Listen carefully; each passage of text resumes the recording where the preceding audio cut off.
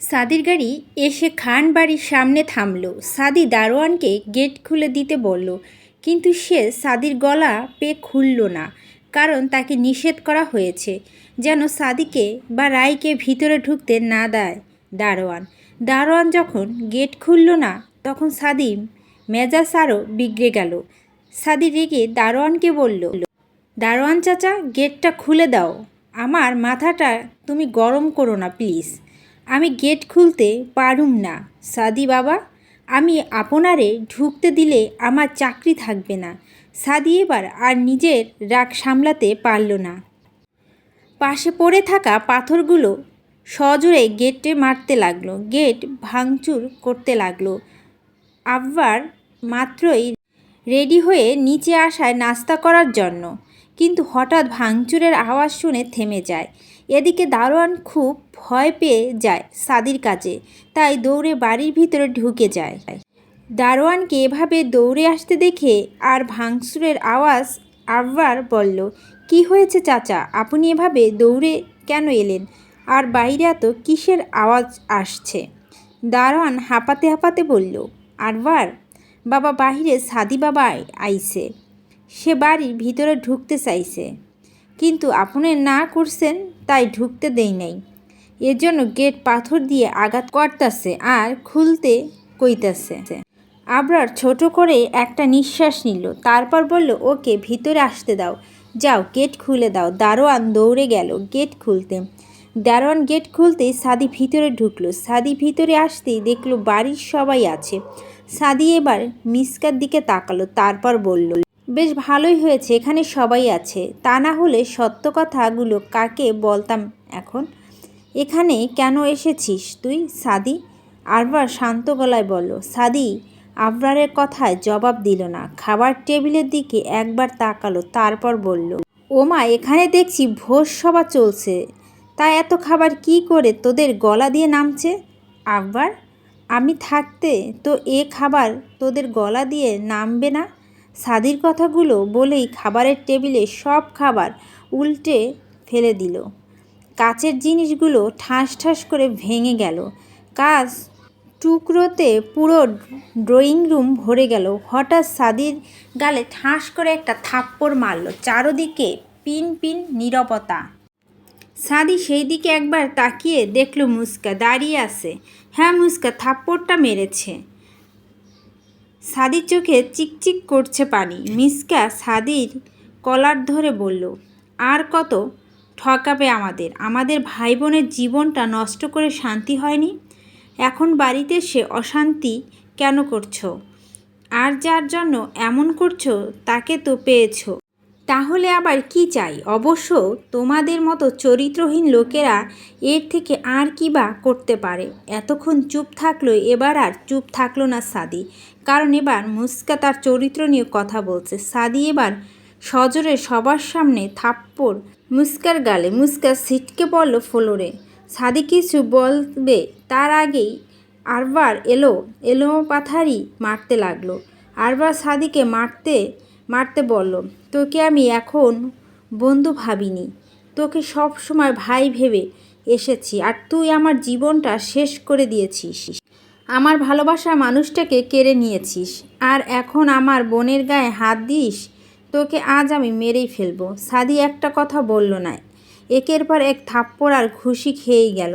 এক সময় আব্বার ক্লান্ত হয়ে গেল, তাই থেমে গেল। এদিকে সাদির নাক মুখ থেকে রক্ত বের হচ্ছে। আরবার সাদিকে ছেড়ে দিয়ে বলল, চলে যা এখান থেকে, তুই আর কখনো আমার সামনে আসবি না। চলে যা তুই, নয়তো অনেক খারাপ কিছু হয়ে যাবে। আমি চাই না তোর মায়ের কোল খালি হোক। আবরার উঠে যেতেই সাদি বলল, আমাকে কি সত্যি কখনো ভাই মনে করছিস? আবরার, যদি সত্যি আপন মনে করতিস তাহলে একটাবার আমাকে সবটা বলতে পারতিস। সাদির চোখে পানি মুছে বলল, আমি আসলে এগুলোর প্রাপ্য, তা না হলে এত কিছু পরও কেউ আসে নাকি? যাই হোক, তুই যে বললিস আমি রায়কে কেড়ে নিয়েছি, তোর কাছে কি এমন প্রমাণ আছে এর বিরুদ্ধে? আবরার পেছন ঘুরে বলল, একটা কথা কি জানিস তো, কুকুরের লেজ কখনো সোজা হয় না, আর বেইমানরা কখনো নিজের বেইমানির কথা স্বীকার করে না। যাই হোক, তোর প্রমাণ চাই তো, দাঁড়া, তোকে প্রমাণ দিচ্ছি। আবরার নিজের ফোন থেকে বের করলো। তারপর সাদি আর রায়ের বেশ কিছু ছবি দেখালো, যেখানে স্পষ্ট সাদি রায়কে প্রপোজ করছে আর রায় সাদির প্রপোজ গ্রহণ করছে। কিছু ছবিতে একজন আরেকজনকে খাইয়ে দিচ্ছে, আরেকটা ভিডিওতে সাদিয়া রায় নাচ করছে। সাদি ছবিগুলো দেখে উচ্চস্বরে হেসে দিল। সাদি এখন নিজের শরীরের ভুলে হাসতে ব্যস্ত। সাদিকে হাসতে দেখে আবরার বলল, হাসছিস কেন এভাবে? তারপর বলবি সব মিথ্যা, কিছু নেই তোদের মাঝে? সাদির হাসি থেমে গেল, চেহারা দেখা দিল হাজারো অভিমান। সাদি ফোনটা নিয়ে মিসকার কাছে গেল, তারপর বলল, মিসকা, আরবার কি কখনো তোমাকে আমার আর রায়ের কোনো ব্যক্তিগত ছবি দেখিয়েছে? না, দেখায়নি আমাকে। মুস্কা বলল, তোমার মনে আছে মুস্কা, তোমাকে প্রপোজ করার কিছু আগের কথা? ওই দিন তুমি আর রায় ঘুরতে গিয়েছিলাম, তুমি আমাকে ডিয়ার দিয়ে বলেছিলে রায়কে প্রপোজ করতে। মুস্কা মাথা নেড়ে সম্মতি জানালো। সাদি বলল, ওই দিনের ভিডিও আর ছবিগুলো সবাইকে দেখাও। মুস্কা সাদির কথা মতো তাই করলো। আর ওই দিন যে শুধু একটু মজা করে সাদি রায়কে প্রপোজ করেছে তা আরবার বুঝে গেল। তারপর সাদি মুস্কাকে বলল, মুস্কা, তুমি আমি আর রাই একবার ঘুরতে গিয়েছিলাম, তোমরা রাস্তা ফুচকা খেতে চেয়েছিলে, কিন্তু আমি ফুচকা খেতাম না, তাই রাই আমাকে জোর করে ওই দিন তোমার সামনে ফুচকা খাইয়ে দিয়েছিল। ওই দিনের ছবিগুলো আব্বারকে দেখাও তোমার ফোন থেকে। সাদির কথা মতো মুস্কা আব্বারকে দেখালো। তারপর সাদি বলল, মুস্কা, তোমাকে প্রপোজ করার পর আমি তোমাকে আর রায়কে নিয়ে মজা করে নেচেছিলাম, ওই দিন ভিডিওগুলো দেখাও আব্বারকে। সব কিছু দেখার পর আব্বার হিসাব উলট পালট হয়ে যাচ্ছে, কারণ সব জায়গায় মিসকা ছিল, আর মিসকার ফোনে পিকগুলো দেখলে তাই বোঝা যায়। কিন্তু তার ফুপু যখন ছবিগুলো তাকে দিত তখন তো মুস্কার ছবি সেখানে থাকতো না। সাদি আব্বারের বলতো, আর কোনো প্রমাণ আছে আব্বর? আবরার শান্ত হলো না, কঠিন গলায় বলল, বুঝলাম সব মিথ্যে। তাহলে রাই কলেজ ফাঁকি দিয়ে কেন তোর সাথে দেখা করতো? লাইক সিরিয়াসলি, রাই আমার সাথে দেখা করতো? কে বলেছে তোকে? আকবর, নিজের চোখে না দেখেই বিচার করলি? হ্যাঁ, তুই সত্যি জানতে চাস রাই কোথায় যেত? আমি আর কিছু জানতে চাই না, আর না কিছু বুঝতে চাই। আমি আজকের ফ্লাইটে চলে যাচ্ছি, এটাই শেষ কথা। চলে যা, আমি বাধা দেব না। যাওয়ার আগে সত্যিগুলো জেনে যা। তুই একটু দাঁড়া, আমি আসছি। সাদি আস্তে আস্তে নিজের গাড়ির কাছে গেল। হাঁটতে খুব কষ্ট হচ্ছে, কপাল ফেটে রক্ত ঝরছে। হাত দিয়ে নাকের রক্ত মুছতে মুছতে সাদি হেঁটে চলল। পায়ে কাচের টুকরো লেগে অনেক জায়গায় কেটে গেছে, তাই হাঁটতে পারছে না। প্রায় 15 মিনিট পর সাদি এলো। সাদির হাতে 3টা ফাইল। সে ফাইলগুলো একটা একটা করে খুলল, তারপর পড়তে লাগলো, যেখানে স্পষ্ট লেখা, দীর্ঘ কয়েক বছর যাবৎ রোগীর ব্রেন টিউমার ভুগছে, মাথার চারদিকে টিউমার ছড়িয়ে পড়েছে, যে কোনো সময় রোগীর নাক, কান, মুখ থেকে রক্ত আসবে, রোগী থেমে থেমে জ্বর আসবে, শেষ সময় রোগীর খাওয়া দাওয়া বন্ধ হয়ে যাবে, রোগীর মাথার চুল পড়ে যাবে, রোগীর চোখে ঝাপসা দেখবে। সাদি এক এক করে সব টেস্ট আর ডাক্তারের সকল নির্দেশনাবলী পড়ে শোনালো।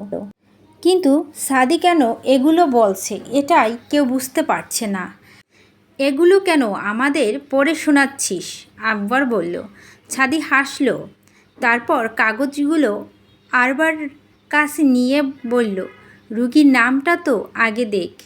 আবরার একরাশ বিরক্ত নিয়ে কাগজগুলো নিল, না চাইতেও এবার রোগীর নাম দেখল, আর এতেই তার পায়ের নিচে মাটি সরে গেল। আবরারের চোখ থেকে 2 ফোঁটা নোনা জল গড়িয়ে পড়ল। যতই রায়ের উপর রাগ দেখা, কিন্তু ভালো তো বাসে। সাদি আবরার দিকে কিছু কাগজ এগিয়ে দিয়ে বলল, এগুলো যখন সে সময় রায় ডাক্তারের কাছে গেছে তার কাগজ। তারিখগুলো দেখলেই বুঝবি রাই ঠিক ওই দিনগুলোতেই কলেজে যায়নি। আর ওই দিন রাই আমার সাথে দেখা করতে যায়নি, বরং ডাক্তারের কাছে গিয়েছিল। তুই কিভাবে জানলি রায়ের এই অবস্থা? আব্বার বলল, রাই যেই ডাক্তারের কাছ থেকে চিকিৎসা নিত সে আমার কাছের একজন বান্ধবী পিয়ন্তি। ওই দিন রাই যখন ডাক্তারের কাছে যায় আমিও সেই দিন পিয়ন্তির কাছে যাই বিশেষ দরকারে। আর সেখানে রাইকে দেখতে পাই। তারপর এক এক করে সব জানতে পারি। তারপর অনেক জোর করে ওকে পৌঁছে দিয়ে যাই। তাহলে ওই দিন যে তোরা একে অপরকে জড়িয়ে ধরছিলি এটা কি ছিল আব্বার বল? রাই নিজের মেডিকেলের কাগজগুলো নিতে ভুলে গিয়েছিল, তাই আমি সেগুলো দিতে তোদের বাড়ির দিকে রওনা দেই। আবার কিন্তু তোদের বাড়ির সামনে এসে দেখি রাই গেটের সামনে বসে কাঁদছে। মেয়েটা বড্ড কষ্ট পেয়েছিল, তাই কথা বলতে বলতে আমাকে জড়িয়ে ধরেছিল।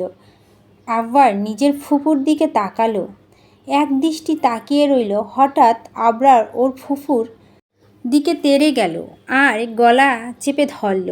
আবরার বলতে লাগলো, তোমাকে আমি ছাড়ব না।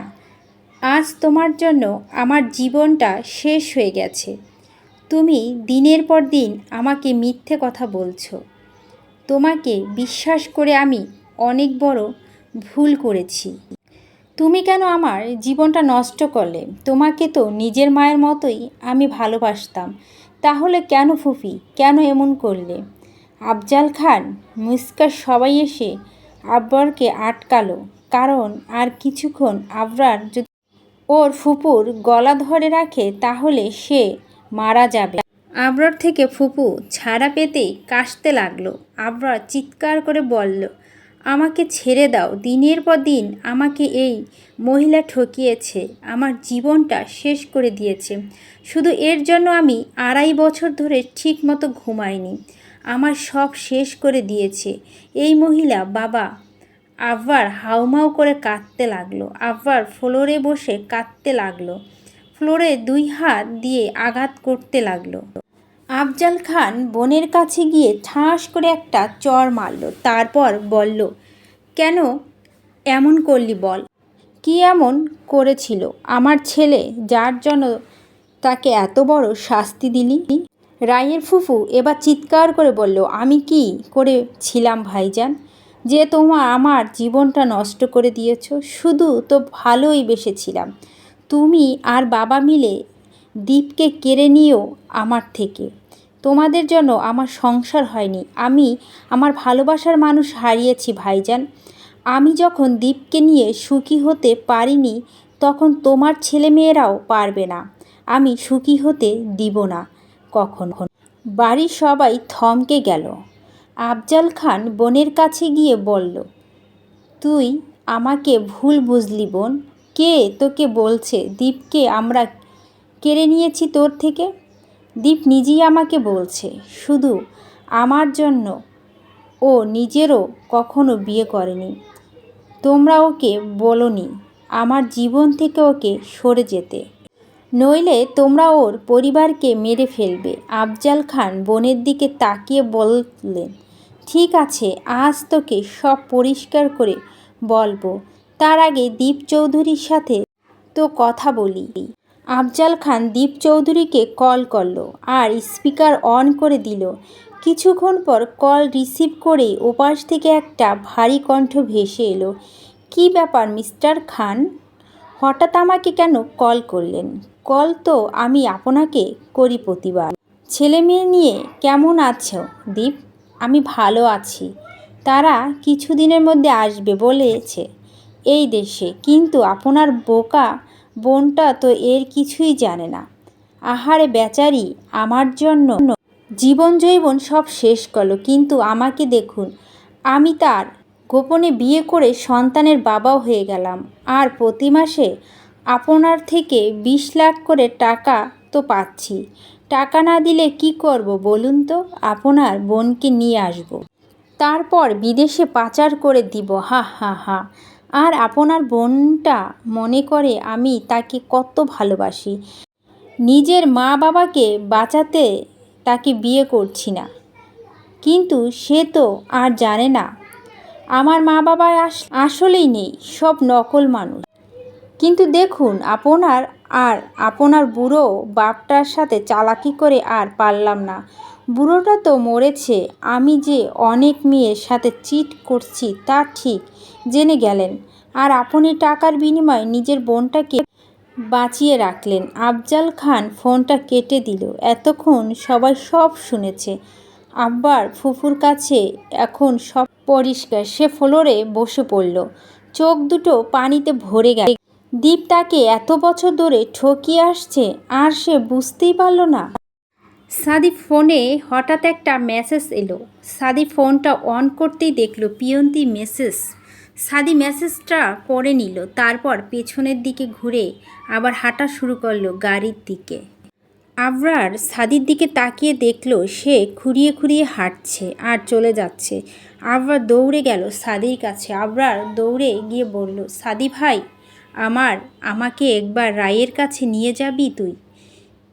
একবার নিয়ে চল না প্লিজ। সাদি আকবরের দিকে তাকালো না, নিজের মতো হেঁটে চলল।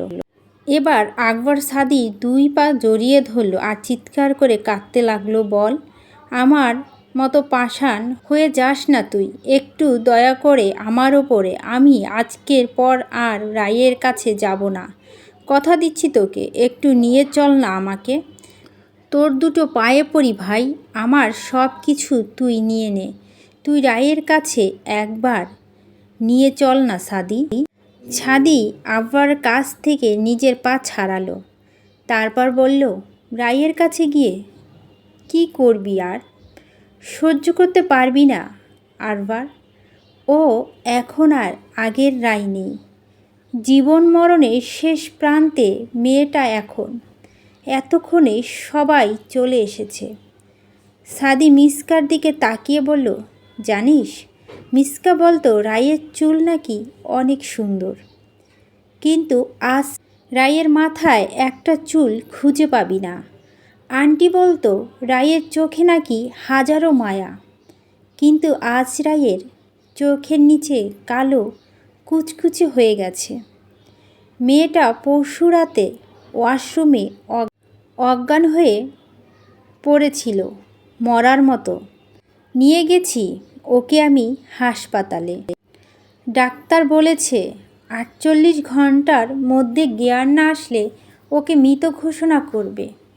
একটু আগে জ্ঞান ফিরেছে, কিন্তু অবস্থা ভালো না। পিয়ন্তি আমাকে ওর আত্মীয় স্বজনকে ওকে শেষবারের মতো দেখে আসতে বলেছে। আমি ওর বাড়িতে জানিয়েছি, যদি শেষবারের মতো দেখতে চাস তাহলে চল তোর রাইকে দেখতে। আবরার বাড়ির সবাইকে নিয়ে বের হয়েছে হাসপাতালের উদ্দেশ্যে। আবরার যত দূরত্ব সম্ভব গাড়ি চালাচ্ছে। আবরার বারবার নিজের চোখে পানি হাত দিয়ে মুছে নিচ্ছে। সাদি বলা ঠিকানা আবরার সবাইকে নিয়ে যাচ্ছে। অপরদিকে আবরারের ফুফু বাড়ি থেকে বের হয়ে গেল। সবাই চলে যাওয়ার কিছুক্ষণ পর সেও বেরিয়ে গেল। গাড়ি চালাতে চালাতে আবরারের ফুফু তার প্রেমিক দীপ চৌধুরীকে কল করলো।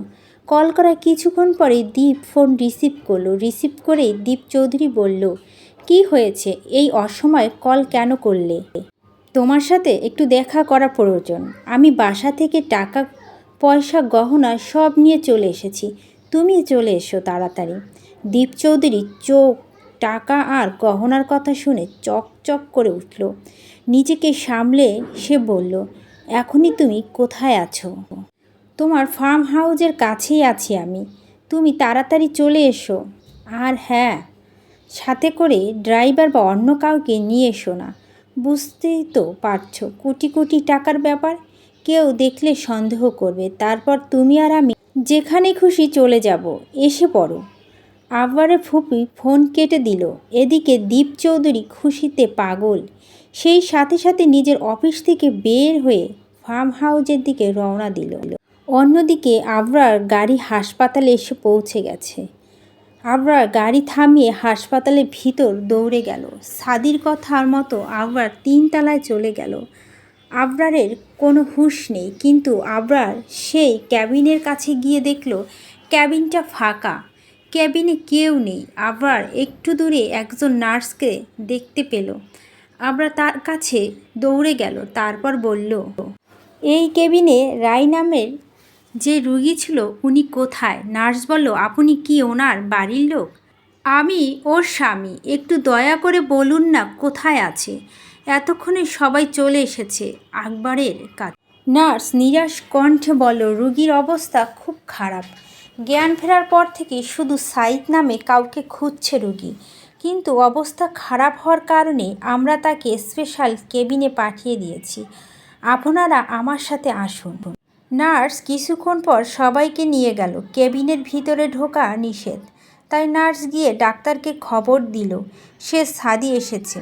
সাথে সাথে ক্যাবিনের ভিতর থেকে সিনিয়র ডাক্তার বের হলো। তারপর বললেন, আপনাদের মধ্যে সাদিকে, রুগী তাকে দেখতে চাইছে। আপনি তাড়াতাড়ি যান। সাদি দেরি করল না, ভিতরে প্রবেশ করল। একটু দূরেই একটা স্বচ্ছ বিছানা রায় শুয়ে আছে। সাদিকে দেখে তার মুখে যেন হাসি ফুটল। ছাদি কাটছে। ছাদি রায়ের মাথা হাত বুলিয়ে দিল, তারপর বলল, আমায় এত কেন খুঁজতেছিলি? আমি তোর কে হই? সাদি ভাই, এভাবে বলো না। তুমি আমার মায়ের পেটে ভাই না হলেও তার থেকে বেশি। এত দেরি কেন করলে আসতে? আর একটু দেরি করে এলে হয়তো আমাকে আর পেতে না। তোমার কি হয়েছে? তোমাকে কি কেউ মেরেছে? আমার কথা বাদ দে, আগে বল তুই কেমন আছিস? আমার কথা ছাড়ো। আমার একটা কথা রাখবে ভাই? ধরে নাও শেষ ইচ্ছে, প্লিজ। একদম আজে বাজে কথা বলবি না। তোর যা চাই সব আমি এনে দিব। বলে ফেল, কি চাই তোর? একবার আবরারকে আসতে বলবে? তাকে বড্ড দেখতে ইচ্ছে করছে। তাকে একবার ফোন করে আসতে বলো না সাদি ভাই। আমার হয়তো আর বেশি সময় নেই। তার কাছে যে আমার অনেক কিছু চাওয়ার আছে, অনেক পাওয়া মেটানোর আছে। প্লিজ তাকে একবার এখানে আসতে বলো।